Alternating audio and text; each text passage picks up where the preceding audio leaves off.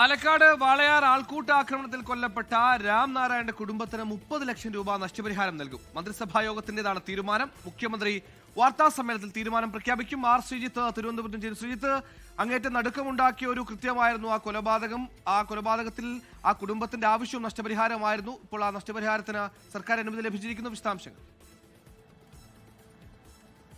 സുഹൈൽ, പാലക്കാട് വാളയാറിലെ അട്ടപ്പള്ളത്താണ് ആൾക്കൂട്ടത്തിന്റെ ആക്രമണത്തിനിരയായി ഛത്തീസ്ഗഡ് സ്വദേശിയായ രാംനാരായണൻ കൊല്ലപ്പെട്ടത്. ഒരാഴ്ച മുമ്പ് നടന്ന ഈ ആൾക്കൂട്ട കൊല വലിയ വിവാദമുണ്ടാക്കിയിരുന്നു. രാജ്യത്താകെ തന്നെ ചർച്ച ചെയ്തൊരു പ്രധാനപ്പെട്ട വിഷയമായി ഇത് മാറി.